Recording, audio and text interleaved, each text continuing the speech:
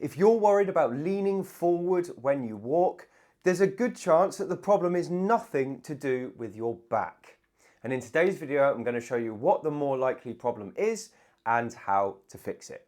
If you don't know who I am, my name is Harlow and I'm the Over-Fifties specialist physio here at HT Physio in Farnham. And today we're going to be talking about leaning forward when you walk and a simple tip to help you fix it. This video is all about the most common cause of leaning forward, why it might not be what you expect, and how to fix the problem. I'm going to show you some exercises later in the video, but just know that these exercises are not going to be suitable for everyone. Please get checked out by your doctor before you give them a try, and if they cause you any pain, just avoid them. Anyway, let's have a look at why you might be leaning forward and how to fix it. If you're one of the many people who finds themselves leaning forwards when they walk, chances are it's not your back that's the problem. There's a far more common cause for this issue, and that is a problem with the hip. Now, the hip joint is an interesting joint in the body because we use it in different ways when we walk. One of the ways we use it is to flex, so we can bring our foot out in front of us. And the other way we use it is to extend, okay? So we use our hip to push off to propel us forward. Now, people who have arthritis in their hip, or over time their hip gets stiffer, or maybe they've had surgery and their hip has become stiff after a hip replacement or something like that, they tend to lose the ability to extend. So they lose this tiny little movement where their hip goes out behind them. Now, if you lose hip extension, you still need something to propel you forward. And that's why what we tend to do if we lose hip extension is lean forward. We start to lean like this, which means our hip is now not having to go behind us, it's just coming down into neutral because we've changed the position of our back and our pelvis. So if I'm like this and I'm walking, my hip has to have 10 degrees of extension. If I'm like this, my hip doesn't really need to have any extension at all and I can still propel myself forward. So many people who are leaning forward like this when they walk, they're doing it to compensate for a stiff, weak hip that lacks that extension type movement. And you can test this yourself at home to see if you're a sufferer by standing up really tall, keeping a lovely, stable, straight back, and then without leaning forward, trying to take your leg out behind you like this. And if you can't get your leg out behind you without having to lean forward, you're probably a sufferer of this problem, and that is why you're leaning forward. I had a lady come to see me in the clinic just the other day, and she was saying, I'm really worried about my posture. My back is starting to be rounded when I walk. She'd just had a total hip replacement a couple of months ago, and she felt that ever since that, she'd been leaning forward, and she was really worried her back was the problem. But when I looked at her, her back was totally fine, and the issue was a very stiff hip. She hadn't had proper hip rehab, so she couldn't extend her hip, which means she had to lean forward to give herself that propulsion. So if that sounds like you, I'm going to show you 3 great exercises to help you fix this problem. Let's have a look at those exercises now.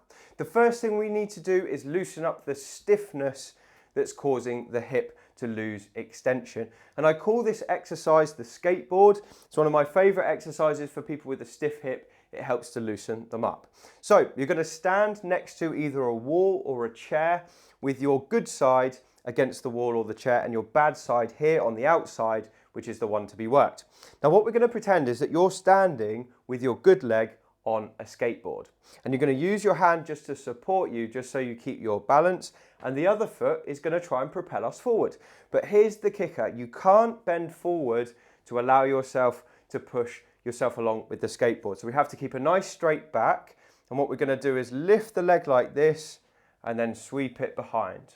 And we're going to do this whilst keeping the back nice and straight, and we're going to do it in a nice, quick, rhythmical way. So this is a nice, easy movement. We're just brushing against the floor on the way past.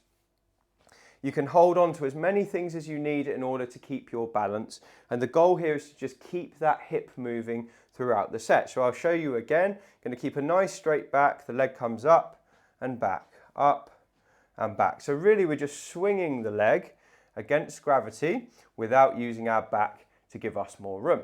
Now, if you look at me bending forward like this, I can get my leg really far behind me now because that's cheating. So that's why we keep the back straight, because when we do it like this, we're just relying on that movement of the hip. And I'd recommend doing that for about a minute and loosening up that hip. It should feel a bit looser afterwards, and you might be able to walk better without leaning forward as a result, but then move on to the next exercise, which will help you build some strength back into your glute muscles and help that hip even more. The muscles that we use to extend the hip are called the glutes. And the biggest one we've got is gluteus maximus. You've probably heard of it before, and that's the one we're going to be working today. Now, this exercise involves being on all fours, so I'd recommend you do it on your bed. You can do it on a soft surface like a mattress, but it's possibly better to do it on a mat like a yoga mat if you've got one at home. So here's how the exercise looks. I call this exercise the table donkey. I've got absolutely no idea what it's actually called, so I'm going to use my silly name instead. And it looks something like this. So we're going to start you off on all fours with your hands underneath your shoulders and your knees underneath your hips. You're going to keep your back nice and relaxed throughout the movement. And then we're just going to use that stiff hip to try and lift up towards the ceiling as high as we can without straining the lower back. So I can get to there.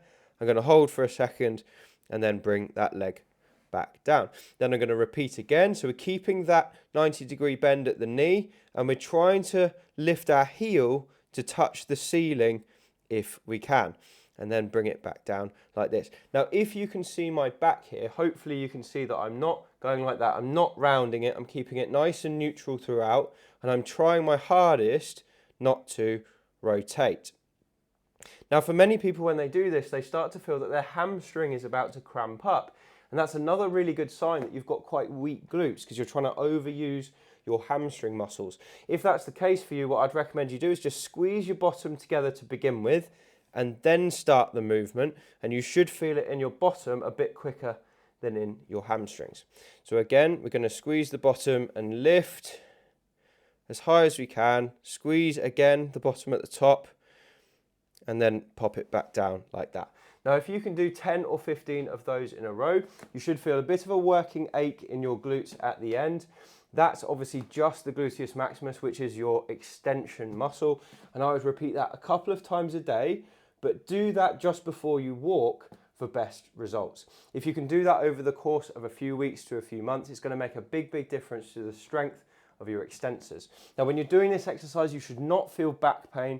If you feel back pain, you're doing it wrong. It should just feel like it's here in the hip instead. Before we go any further, I just want to tell you about 3-Tip Friday. 3-Tip Friday is my weekly email that I send out to my list, and it features 3 of the most interesting things I found that week. It could be a health tip, it could be a piece of research I'm reading, or it could be a new tool that I've found to be really useful for helping people get more mobile. It's totally free. I just send it out once a week. There's no annoying promos inside, and you can sign up for it by going down below this video and entering your email in the 3-Tip Friday link. So now we've covered how to loosen up the stiffness in your hip, how to improve the weakness, and now we're going to talk about the tightness. And the tightness that can stop you from extending your hip is actually at the front of the hip in the hip flexors. Now, your hip flexors are your opposition of your hip extensors. So if they're tight, the hip extensors can't work very well, because every time they try to go like that, the hip flexors are so tight they're stopping you from doing the movement. So what we're going to do here is stretch the hip flexor with one of my favorite stretches. You do this in a kneeling position, so hopefully you're okay kneeling on the floor. If you have problems with your knees, it might be an idea to put a cushion underneath your knees to make this work. So this exercise is quite simple. The one that we're going to stretch is the one with the knee on the floor, and we're going to start kneeling like this with one knee up, one knee down, nice straight back, and you're just going to squeeze your buttocks together as if you're trying to tuck your tail underneath you. So it's that kind of movement with the pelvis. Now, doing that contraction of my buttocks and rolling my pelvis, I can actually start to feel a nice stretch coming all the way down the front of the leg here, and that's my hip flexors. Now, hip flexors get tight for a lot of people because we sit too much, and when we're sitting, our hip flexors are in a short position, which means when we start to get moving again, they're really tight and they won't loosen up unless you stretch them. So contracting the glutes, rolling the pelvis underneath you, getting a nice stretch at the front there. When you've got that stretch, hold for 30 seconds and then relax. It might make sense to do the other side as well. So swap over, squeeze and roll underneath you. This time the stretch is coming down the front of my right leg here. I'm keeping my back nice and tall throughout. I'm not doing this because that takes the stretch away. Keep your back tall. If you need to hold on to something, you can. Hold for 30 seconds. Come back to those stretches 2 or 3 times per day, and that will make a huge difference in as little as just a couple of weeks. So that is why your hips might be the main reason you're leaning forward when you walk. I hope this video has been interesting and useful to you. If it has, do drop a comment below and just let us know how you got on. And if you want to get more from me, you can pick up a copy of my book. It's called Thriving Beyond 50, and you can find it on Amazon using the link below. It's got loads more tips and tricks like today's video's topic to help you walk better and further. Anyway, thank you so much for watching, and I'll speak to you on the next video.